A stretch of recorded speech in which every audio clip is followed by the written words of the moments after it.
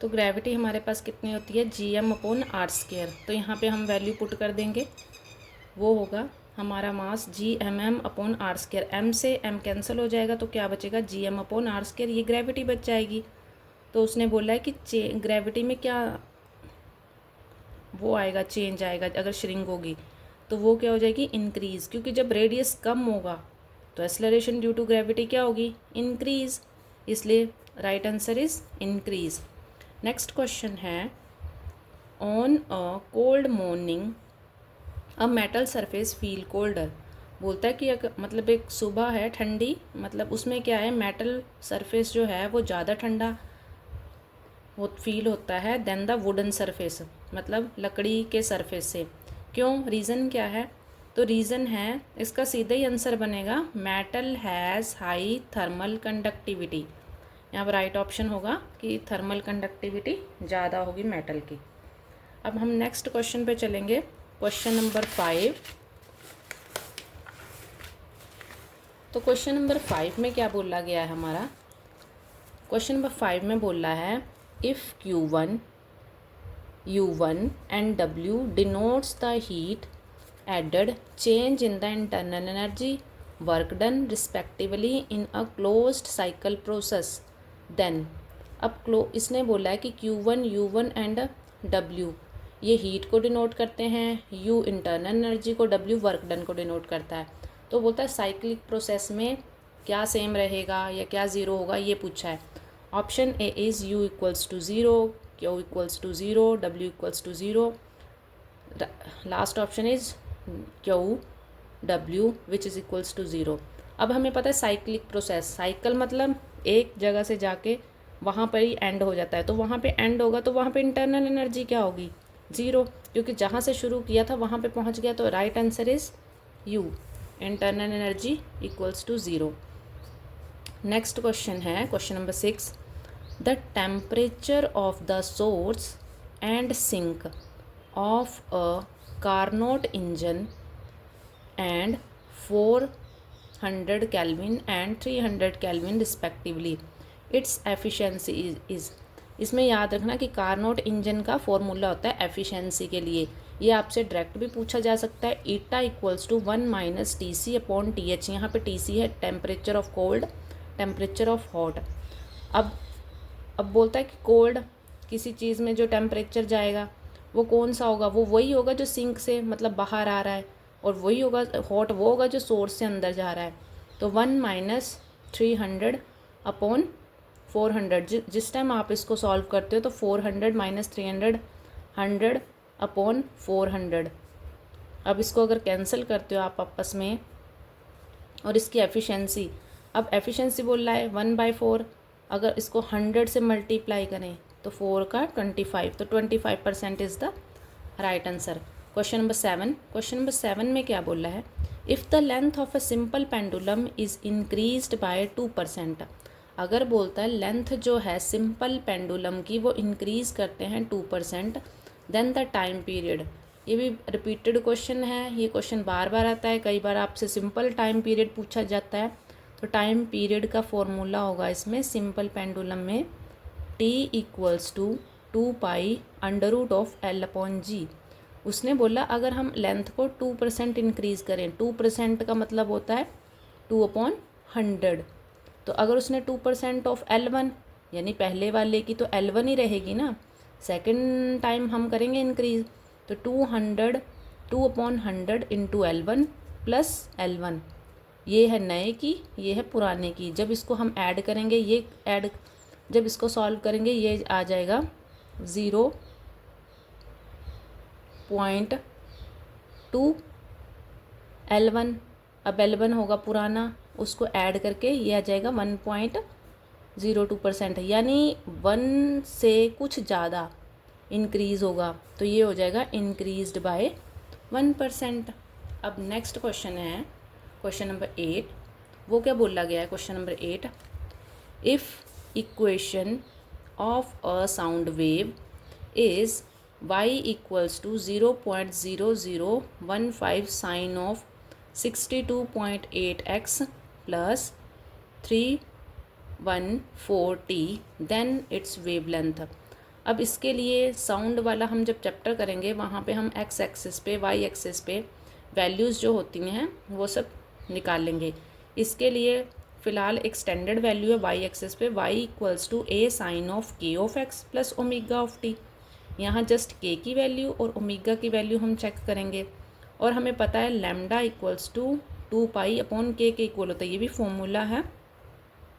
यहाँ पे 2 into pi की वैल्यू 3.14 अपॉन, अब यहाँ से के की वैल्यू, के को अगर यहाँ से इक्वेट कीजिए तो 62.8 ये वैल्यू यहाँ पे पुट करेंगे। जिस टाइम इसको हम सॉल्व करेंगे तो ये आएगा answer 1/10 which is equals to 0.1। तो राइट आंसर होगा option number A 0.1 unit. Next हम क्वेश्चन नंबर 9 देखेंगे क्या बोल रहा है। अब बोलता है क्वेश्चन नंबर 9 में क्या है, if a watch with wound spring is taken on to the moon. जब बोलता है हम एक वॉच को स्प्रिंग के साथ, मतलब वाउंड स्प्रिंग है जिसमें उसको मून पे लेके जाते हैं, देन इट, तो उसमें क्या होगा। तो उसमें सीधा आंसर है option number A, show no change in time, मतलब कोई चेंज नहीं करेगा। लेकिन अगर हम यहाँ पे स्प्रिंग ना लेके जाते तो उसमें डेफिनेटली चेंज होना था। ये बोला है स्प्रिंग, तो स्प्रिंग वहाँ पे क्या होगा, no change in time. Next question is numerical है। Question number 10, the work done in placing a charge of 8 × 10⁻⁻18 coulomb on a capacitor of capacity 100 microfarad is. तो यहाँ पे आपको कैपेसिटर के फॉर्मूले पता होने चाहिए। जैसे कैपेसिटर का फॉर्मूला होता है हाफ ऑफ CV², स्टैंडर्ड फॉर्मूले हैं, half of Q² upon C, ये भी होता है। तो हमें यहाँ पे पता है, अब उसने किसका, कैपेसिटेंस का फॉर्मूला दिया हुआ है, तो हम यहाँ पे वैल्यू पुट कर देंगे हाफ ऑफ, यानी ऐसे हाफ ऑफ, यहाँ पे C की वैल्यू ये है और ये वाली वैल्यू पुट होगी यहाँ पे, चार्ज है ना, तो चार्ज 8 × 10⁻18 का स्क्वायर, नीचे C माइक्रोफेराड, ये है कैपेसिटेंस की यहाँ पे वैल्यू, 100 × माइक्रोफेराड हम लिखते हैं इसको 10⁻6 से। जब हम इसे सॉल्व करेंगे 8 8 सा 64, यहाँ पे 18 2 सा 36 और 2 × 100 200 × 10, जिस टाइम आपस में इसको कैंसिल करेंगे हमारा आंसर आएगा 32 × 10⁻32 जूल। ये आप करके भी देख सकते हैं। नेक्स्ट क्वेश्चन, ये सीधी स्टेटमेंट ही है। Torque acting on a electric dipole and dipole moment P vector placed in a uniform electric field E is, ये होता है P vector cross E vector. Right answer is option number ए। तो gravity हमारे पास कितनी होती है, Gm/r²। तो यहाँ पे हम वैल्यू पुट कर देंगे, वो होगा हमारा मास Gmm/r²। m से m कैंसिल हो जाएगा तो क्या बचेगा, Gm/r², ये ग्रेविटी बच जाएगी। तो उसने बोला है कि ग्रेविटी में क्या वो आएगा, चेंज आएगा, अगर श्रिंक होगी तो वो क्या हो जाएगी, इंक्रीज़, क्योंकि जब रेडियस कम होगा तो एक्सेलरेशन ड्यू टू ग्रेविटी क्या होगी, इंक्रीज़, इसलिए right answer is increase. Next question है, on a cold morning a metal surface feel colder. बोलता है कि मतलब एक सुबह है ठंडी, मतलब उसमें क्या है, मेटल सरफेस जो है वो ज़्यादा ठंडा वो फील होता है देन द वुडन सरफेस, मतलब लकड़ी के सरफेस से। क्यों, रीज़न क्या है, तो रीज़न है, इसका सीधा ही आंसर बनेगा metal has high thermal conductivity. यहाँ पर राइट ऑप्शन होगा कि थर्मल कंडक्टिविटी ज़्यादा होगी मेटल की। अब हम नेक्स्ट क्वेश्चन पे चलेंगे, क्वेश्चन नंबर 5। तो क्वेश्चन नंबर 5 में क्या बोला गया है हमारा, क्वेश्चन नंबर 5 में बोला है if Q1 U1 and W denotes the heat added, change in the internal energy, work done respectively in a closed cycle process, then। अब इसने बोला है कि Q1 U1 एंड W ये हीट को डिनोट करते हैं, U इंटरनल एनर्जी को, W वर्क डन को डिनोट करता है। तो बोलता है साइक्लिक प्रोसेस में क्या सेम रहेगा या क्या ज़ीरो होगा ये पूछा है। Option A is u equals to zero, q equals to zero, w equals to zero. Last option is q w which is equals to zero. अब हमें पता है साइक्लिक प्रोसेस, साइकिल मतलब एक जगह से जाके वहाँ पर ही एंड हो जाता है, तो वहाँ पे एंड होगा तो वहाँ पे इंटरनल एनर्जी क्या होगी, ज़ीरो, क्योंकि जहाँ से शुरू किया था वहाँ पे पहुँच गया। तो right answer is u, internal energy equals to zero. Next question है question number 6, the temperature of the source and sink of a Carnot engine and 400 Kelvin and 300 Kelvin respectively. Its efficiency is इसमें याद रखना कि Carnot engine का formula होता है efficiency के लिए। ये आपसे डायरेक्ट भी पूछा जा सकता है। Eta equals to 1 minus T C upon T H. यहाँ पे टी सी है temperature of cold, temperature of hot.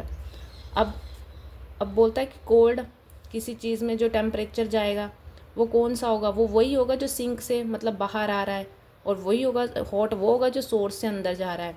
तो 1 माइनस 300 अपॉन 400, जिस टाइम आप इसको सॉल्व करते हो तो 400 माइनस 300 100 अपॉन 400। अब इसको अगर कैंसिल करते हो आप आपस में, और इसकी एफिशिएंसी, अब एफिशिएंसी बोल रहा है 1/4, अगर इसको 100 से मल्टीप्लाई करें तो 4 का 25, तो 25% is the right answer. Question number 7, question number 7 में क्या बोल रहा है, if the length of a simple pendulum is increased by 2%। अगर बोलता है लेंथ जो है सिंपल पेंडुलम की वो इंक्रीज़ करते हैं 2%, देन द टाइम पीरियड। ये भी रिपीटेड क्वेश्चन है, ये क्वेश्चन बार बार आता है, कई बार आपसे सिंपल टाइम पीरियड पूछा जाता है। तो टाइम पीरियड का फॉर्मूला होगा इसमें सिंपल पेंडुलम में t equals to 2 pi under root of l upon G. उसने बोला अगर हम लेंथ को 2% इंक्रीज़ करें, 2% का मतलब होता है 2/100। तो अगर उसने 2% ऑफ L1, यानी पहले वाले की तो L1 ही रहेगी ना, सेकंड टाइम हम करेंगे इंक्रीज़, तो 2/100 इंटू L1 प्लस L1। ये है नए की, ये है पुराने की। जब इसको हम ऐड करेंगे, ये ऐड जब इसको सॉल्व करेंगे ये आ जाएगा 0.2 L1। अब L1 होगा पुराना, उसको ऐड करके ये आ जाएगा 1.02%, यानी 1 से कुछ ज़्यादा इंक्रीज़ होगा, तो ये हो जाएगा इंक्रीज्ड बाय 1%। अब नेक्स्ट क्वेश्चन है क्वेश्चन नंबर 8। वो क्या बोला गया है question number 8, if equation of a sound wave is y equals to 0.0015 sine of 62.8x plus 314t then its wavelength. अब इसके लिए साउंड वाला हम जब चैप्टर करेंगे वहाँ पे हम x एक्सिस पे y एक्सिस पे वैल्यूज़ जो होती हैं वो सब निकाल लेंगे। इसके लिए फ़िलहाल एक स्टैंडर्ड वैल्यू है y एक्सिस पे, y equals to a sine of k of x plus omega of t। यहाँ जस्ट k की वैल्यू और ओमेगा की वैल्यू हम चेक करेंगे, और हमें पता है lambda equals to 2 pi upon k के इक्वल होता है, ये भी फॉर्मूला है। यहाँ पे 2 इंटू पाई की वैल्यू 3.14 अपॉन, अब यहाँ से k की वैल्यू, k को अगर यहाँ से इक्वेट कीजिए तो 62.8, ये वैल्यू यहाँ पे पुट करेंगे। जिस टाइम इसको हम सॉल्व करेंगे तो ये आएगा answer 1/10 which is equals to 0.1। तो राइट आंसर होगा option number A 0.1 unit. Next हम क्वेश्चन नंबर 9 देखेंगे क्या बोल रहा है। अब बोलता है क्वेश्चन नंबर 9 में क्या है, if a watch with wound spring is taken on to the moon. जब बोलता है हम एक वॉच को स्प्रिंग के साथ, मतलब वाउंड स्प्रिंग है जिसमें उसको मून पे लेके जाते हैं, देन इट, तो उसमें क्या होगा, तो उसमें सीधा आंसर है option number A, show no change in time, मतलब कोई चेंज नहीं करेगा। लेकिन अगर हम यहाँ पे स्प्रिंग ना लेके जाते तो उसमें डेफिनेटली चेंज होना था। ये बोला है स्प्रिंग, तो स्प्रिंग वहाँ पे क्या होगा, no change in time. Next question is numerical. Question number 10, the work done in placing a charge of 8 into 10⁻⁻18 coulomb on a capacitor of capacity 100 microfarad is. तो यहाँ पे आपको कैपेसिटर के फॉर्मूले पता होने चाहिए। जैसे कैपेसिटर का फॉर्मूला होता है half of C V square, standard फार्मूले हैं, half of Q square upon C, ये भी होता है। तो हमें यहाँ पे पता है, अब उसने किसका कैपेसिटेंस का फॉर्मूला दिया हुआ है, तो हम यहाँ पे वैल्यू पुट कर देंगे हाफ ऑफ, यानी ऐसे हाफ ऑफ, यहाँ पे सी की वैल्यू ये है और ये वाली वैल्यू पुट होगी यहाँ पे, चार्ज है ना, तो चार्ज 8 into 10⁻⁻18 का स्क्वायर, नीचे सी माइक्रोफेराड, ये है कैपेसिटेंस की यहाँ पे वैल्यू, 100 इंटू माइक्रोफेराड हम लिखते हैं इसको 10⁻⁻6 से। जब हम इसे सॉल्व करेंगे 8 8 सा 64, यहाँ पे 18 2 सा 36 और 2 इंटू 100 200 इंटू 10, जिस टाइम आपस में इसको कैंसिल करेंगे हमारा आंसर आएगा 32 इंटू 10⁻32 जूल। ये आप करके भी देख सकते हैं। नेक्स्ट क्वेश्चन, ये सीधी स्टेटमेंट ही है। Torque acting on a electric dipole and dipole moment P vector placed in a uniform electric field E is. ये होता है P vector cross E vector. Right answer is option number A. Next question number 12 है हमारे पास। The energy stored in a capacitor of a capacitance C and potential V is given by. ये भी सीधा formula है, हमने अभी ऊपर न्यूमेरिकल करके आए, उसने सीधा ही फॉर्मूला पूछा है, तो हमें पता है half of C V square.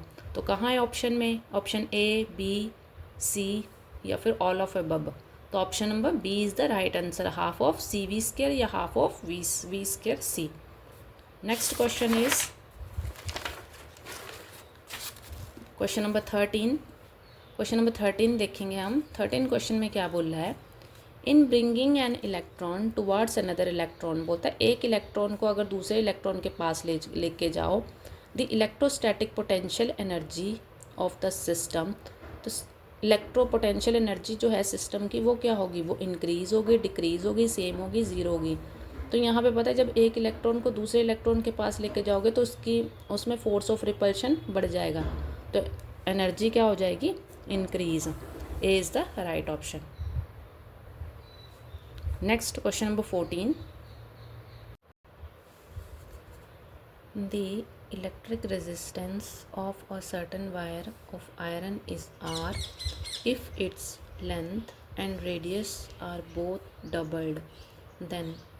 अगर बोलता कोई इलेक्ट्रिक रेजिस्टेंस है सर्टेन वायर, किसी वायर का,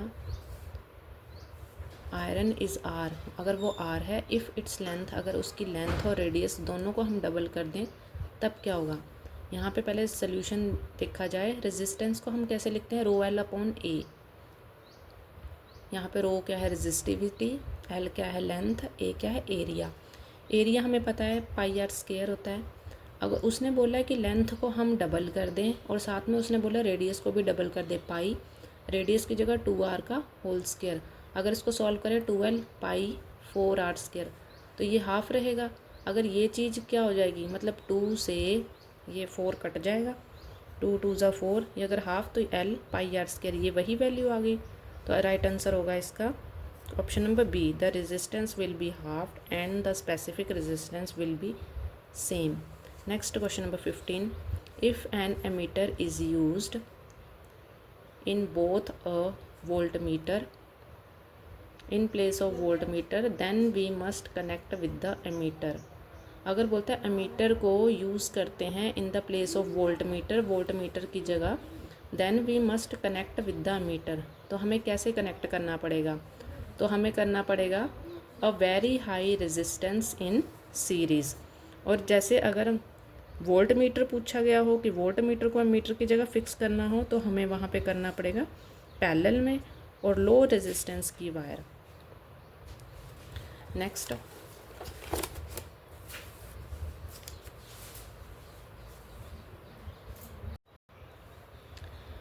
नेक्स्ट हम करेंगे क्वेश्चन नंबर 16। क्वेश्चन नंबर 16 क्या बोला गया है, electromagnet are made of soft, जो इलेक्ट्रोमैग्नेट हैं वो सॉफ्ट बने होते हैं आयरन से, बिकॉज सॉफ्ट आयरन हैज़, बहुत ही रिपीटेड क्वेश्चन है और बहुत बार आया गया है, low retentivity and low coercivity. Right option is B. Next है, ये भी बहुत ज़्यादा रिपीटेड क्वेश्चन है, पता नहीं कितनी बार टेट में पूछा गया है। ये है the core of a transformer is laminated to, किसके लिए कोर किया जाता है ट्रांसफॉर्मर में कि लैमिनेट के, to minimize energy loss due to the eddy current. Right option is option B. Next question number 18, the refractive index of a water is 1.33, what will be the speed of light in water.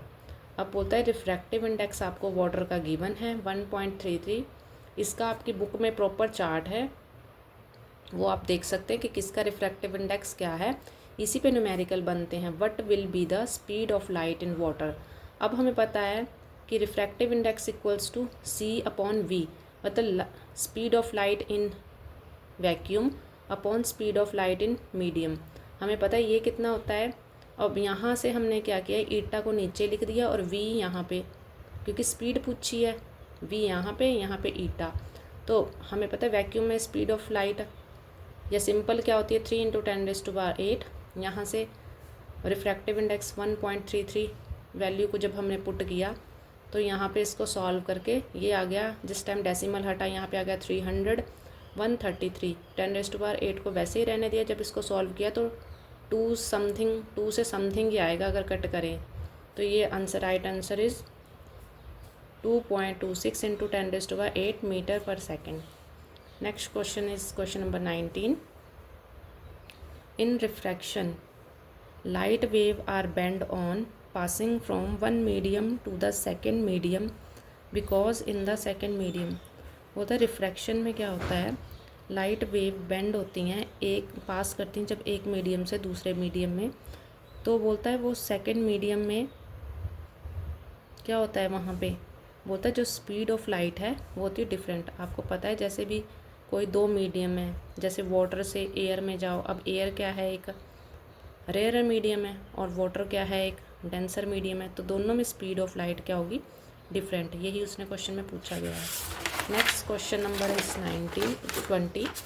अब question number 20 क्या बोला गया है, ये भी बहुत most repeated question है और सिंपल ऐसी डेरिवेशन इसकी दी हुई है।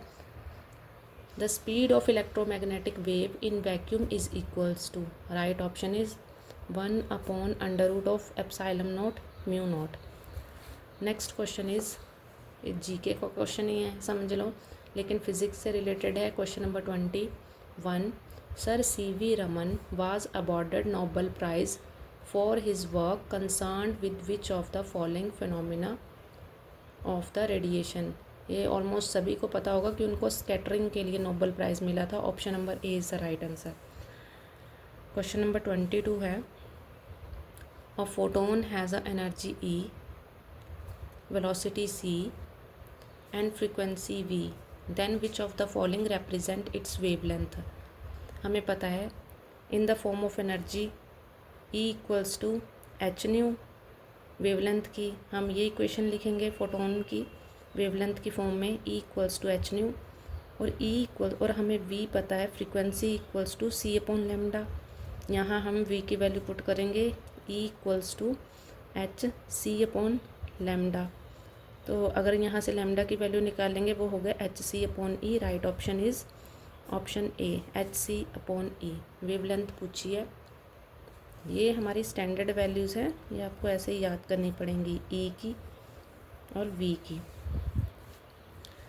नेक्स्ट है question number 23, if the half life period of a radio active substance is 2 to 5.8 minute, then the value of decay is constant is. ये थोड़ा हाफ लाइफ वाला क्वेश्चन है, ये केमिस्ट्री में भी है और फिज़िक्स में भी है, इसके लिए आपको फॉर्मूला पता होना चाहिए। Half life radio active decay का फॉर्मूला क्या होता है, टी हाफ इक्वल्स टू 225.8, ये हमें गिवन है। टी हाफ का स्टैंडर्ड फार्मूला क्या होगा हाफ लाइफ, ये आपको वैल्यूज़ याद करनी पड़ेंगी, ऐसे ही गिवन है। क्योंकि इसकी प्रॉपर डेरिवेशन है बुक में आपके T12 इक्वल्स टू 0.698 अपॉन के। यहाँ से अगर हम के की वैल्यू निकालते हैं तो 0.698 अपॉन यहाँ पे के की वैल्यू पुट कर देते हैं जो हमें ये गिवन है 225.8 मिनट। जब हम इसे कैंसिल करेंगे तो आंसर आएगा 3.1 into 10⁻³ metre inverse. Now question number 24, which of the following is used as a moderator in nuclear reactor.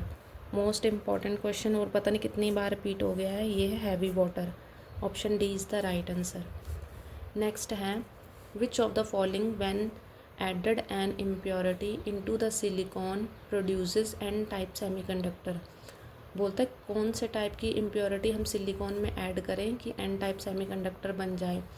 हमें पता है अब हमारे पास ग्रुप नंबर 13, 14 और 15 होता है। जब हम 15 से 14 में कुछ ऐड करते हैं या 14 से 15 तो वो एन टाइप का बनता है, और हम जब 14 को 13 में ऐड करते हैं तो पी टाइप का बनता है। यहाँ उसने पूछा है एन टाइप, तो एन टाइप उसने बोला सिलिकॉन में क्या ऐड करें, तो सिलिकॉन में यहाँ आएगा हमारा आंसर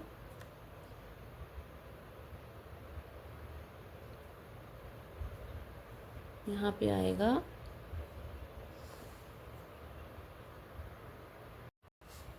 ये आएगा phosphorus. Right answer is phosphorus. Question number 26 क्या है, if the dimension of a physical quantity are given by MALBTC then the physical quantity will be. इसमें ये देखना है कि कौन सा डायमेंशन फार्मूला जो है इस पर राइट होगा। तो यहाँ पे ऑप्शन गिवन है, आपको पता है कि प्रेशर हमारे पास क्या होता है, फोर्स अपॉन एरिया। फोर्स को लिखते हैं MLT-2, एरिया होता है लेंथ इनटू ब्रेथ यानी मीटर L स्क्वायर। अगर इसको सॉल्व करें तो M1 L-1, जब ऊपर जाएगा कैंसिल होगा तो T-2। तो राइट ऑप्शन इज़ प्रेशर, क्योंकि यही सही से मैच कर रहा है इसी डिमेंशन फार्मूले के साथ ऑप्शन ली। Question number 27, the position x of a particle varies with time t as t equals to at square minus bt cube. The acceleration of the particle will be 0 at time. अब बोलता है हमें पता है acceleration कितना होता है, rate of change of velocity which is equals to हमें वेलोसिटी गिवन है। अब हमें मतलब पोजीशन गिवन है किसी पार्टिकल की। अब हमें पता है कि वेलोसिटी अगर हमने एक्सेलरेशन से निकालनी है तो हमें क्या करना पड़ेगा, उसका डेरिवेटिव। तो ये हो जाएगा 2at minus 23bt square. Further हमें v डैश निकालना पड़ेगा, स्पीड के लिए बोला है क्योंकि पोजीशन बोली है ना, वेलोसिटी से हम क्या करेंगे, पोजीशन निकालेंगे। तो v डैश तो ये हो जाएगा 2at नहीं आएगा यहाँ पे क्योंकि t के रिस्पेक्ट में हो रही है, माइनस ये 2 आगे चला जाएगा 36bt। अब यहाँ पे ये क्या होगा, ये हमारे पास हो जाएगा 0 2a माइनस 6bt। अब ये 2a इक्वल्स 2 से दूसरी साइड आएगा, minus 2a equals to minus of 36bt। जब आपस में कैंसिल हो जाएंगे ये बचेगा t equals to a/3b। Right option is a/3b, option number C. Next question है क्वेश्चन नंबर 28 हमारे पास। इसमें क्या दिया गया है, आइडेंटिफाई वेक्टर क्वांटिटी। ये मैंने पहले भी आपको बोला है जितने भी लेक्चर करवाए हैं कि आपसे क्वांटिटीज़ और उनके यूनिट्स सीधे पूछे जा सकते हैं और डायमेंशन फार्मूला जो कि हम साथ साथ में कर भी रहे हैं। उनने यहाँ पे वेक्टर क्वांटिटी बोला है तो right option is B, angular momentum. अब नेक्स्ट क्वेश्चन है, ये भी मैंने आपको फर्दर लेक्चर में करवाया है।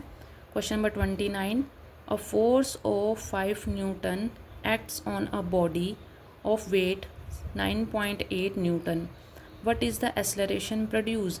अब उसने बोला है कि हमें फोर्स दी है 5 न्यूटन और वेट भी दिया है 9.8 Newton. what is the acceleration produced 29 question है। हमें पता है वेट इक्वल्स टू कितना है, मास इनटू ग्रेविटी। अब यहाँ से मास निकाल लो तो वो क्या हो जाएगा, वेट अपॉन जी। वेट कितना हमें गिवन है 9.8 और हमें पता है ग्रेविटी भी कितनी होती है 9.8 मीटर पर second square which is equals to, अगर हम इसको कैंसिल करेंगे तो कितना आ जाएगा 1। अब हमें मास पता लग गया कि 1 kg है, लेकिन इसने क्या बोला है, एस्लरेशन निकालो। एस्लरेशन का रिलेशन हमें न्यूटन सेकंड लॉ से पता है ना, निकल जाता है F = ma। F कितना है, 5 न्यूटन है गिवन। m हमने अभी निकाला 1 × a। एस्लरेशन यहाँ से निकालो, 1 यहाँ पे जाके डिवाइड हो जाएगा, तो एस्लरेशन 5 metre per second square. Now last question of this question series and question number 30 is, if the vector 2i cap plus 3j cap plus 8k cap is perpendicular। ये बहुत ही इंपॉर्टेंट है कि आपको परपेंडिकुलर बोला गया है या पैरेलल बोला गया है। To the vector 4i cap minus 4j cap plus ak cap the value, उसने बोला है the value of a is, a की वैल्यू निकालनी है। तो ए की वैल्यू आप कैसे निकालोगे, हमें बोला है परपेंडिकुलर बोला है, तो ए डॉट बी हमारे पास क्या हो जाएगा, 0। यहाँ पे यानी डॉट प्रोडक्ट करना है, आपस में मल्टीप्लाई करनी है, यानी 2 4 ज़ा 8। अब बीच में वैसे तो प्लस का साइन रहेगा, लेकिन इसके साथ क्या आएगा, एक माइनस है एक प्लस है, प्लस माइनस, -3 4 ज़ा -12 और a × 8 + 8a which is equals to 0। Dot product हमारे पास 0 है क्योंकि परपेंडिकुलर बोला है। 8 में से 12 गए -4 + 8a which is equals to 0। यहाँ से a की वैल्यू आप निकाल सकते हो, 4 1 ज़ा 4, 4 2 ज़ा 8, 1/2। Right option is 1/2। I hope आपको क्वेश्चन अच्छे से समझ आए होंगे और ये क्लास पसंद आई होगी। Thank you.